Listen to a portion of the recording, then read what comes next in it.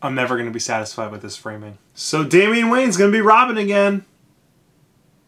I've already discussed why I don't particularly like this idea, so go click this annotation here, and when you're done, send that video to Peter Tomasi's Twitter account. What I do want to talk about is the way DC made this announcement. See, Damian is going to return in Batman and Robin issue 38, scheduled for release in January of 2015. It is currently October 2014, and the story that this is a part of, Robin Rises, isn't even over yet. So basically, DC just ruined the whole ending. There was this whole mystery of who the next Robin was going to be, but before they can even finish the story, DC just threw up their hands and said, "Surprise, it's Damian!"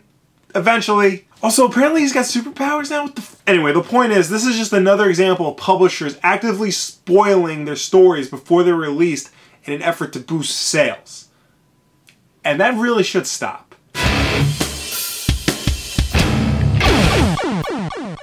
It's become common practice for the big two comic publishers to release story elements well before an issue's release. This is often done when they announce their monthly solicits, a list of all the comics that they'll be releasing in that month, like in the case of the Damian announcement. Sometimes it's through the actual press, like the recent announcement that Thor was going to be a woman or that the Falcon was going to be Captain America. And I get why publishers do this. It's a way to entice people to get out there and buy their product. It's not that much different from a wrestling promoter advertising his next match. Come see The Rock fight Hollywood Hulk Hogan in WrestleMania X8. Come see Dr. Octopus become the new Spider-Man in The Superior Spider-Man Issue 1. The big difference, of course, is that wrestling promoters don't announce who's going to win the match before the match happens. Publishers are actively spoiling their stories in an attempt to boost sales. They figure that if the public knows that a particular character is going to die in this upcoming issue, they're more likely to buy it, as opposed to if they just naturally let it happen through positive reviews and good word of mouth. I understand that the shelf life for a monthly single issue is only about a week, so they need to get as much promotion and sales as they possibly can within a short time frame. But, I mean, by ruining the story, imagine if TV and movies did this. Imagine if you're watching the trailer for Gone Girl.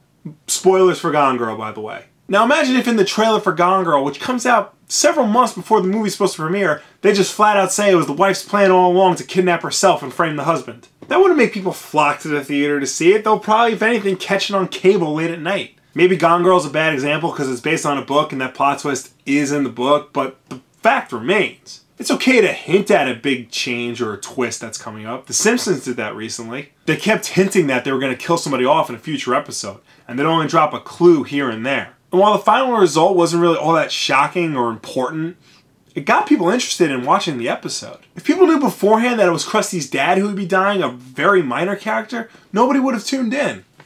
Oh, spoiler alert, Krusty's dad dies. All DC had to do was say that in January in Batman and Robin issue 38, the new Robin debuts.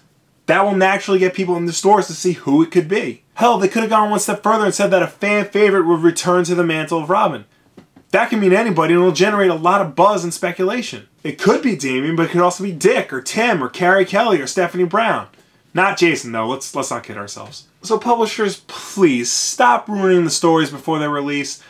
It'll get people to buy it, but they're buying it for the wrong reasons. Not because they actually enjoy the story, but because they want a collector's item. And if people buy things because it's a collector's item, then that'll show the publishers that we want more collector's items and not good stories. What do you guys think? What are some spoilers that publishers release early that completely ruin the story for you? Or do you not even care? Let me know down below or on Facebook and Twitter. Also, like this video, share with your friends, subscribe if you really like. We're on Instagram for some reason. Thank you very much for watching. I will see you next time. Every time someone comes up to me and tells me a rumor they heard that I know can't be true, it takes every ounce of strength I have to just sit there and nod politely instead of going, ugh. The problem is, the online community. You're talking about the culture. The online culture. That is, for some reason, a very hostile, volatile area, especially towards women.